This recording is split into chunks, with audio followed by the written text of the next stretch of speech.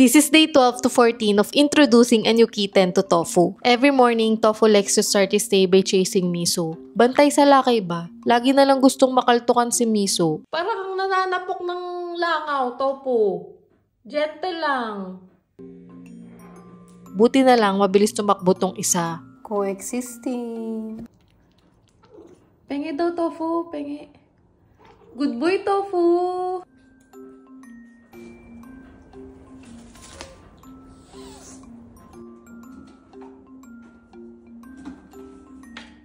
Napagalitan. Ano? Napagalitan ka, ano? Tofu, galit ikaw? Galit? Napagalitan.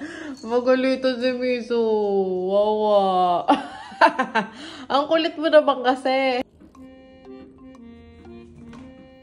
Tofu can be a bit rough at times because Miso likes to sneak up on him, so parang napipikon siya, but this is totally normal as Tofu is still learning how to play.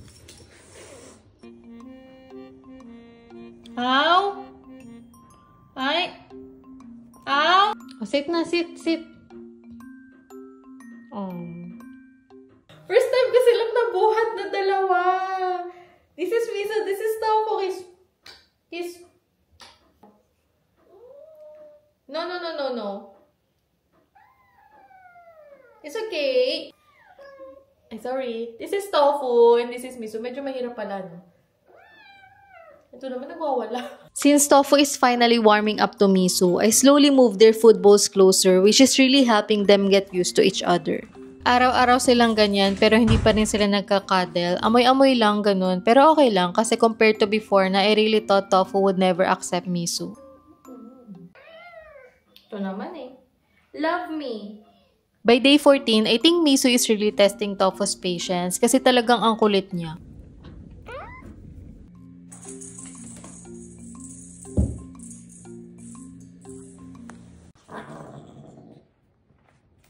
And in fairness naman kay Tofu, he's tolerating it and not being aggressive. Para bang na-realize niya that the kitten isn't going anywhere. Yes. It took about 2 weeks, but the slow introduction really paid off. Tofu finally accepted Miso. For some, it may take longer, but patience is key. Thank you for following along this journey. Let me know if you want more long vlogs like this. Yun lang, follow for more.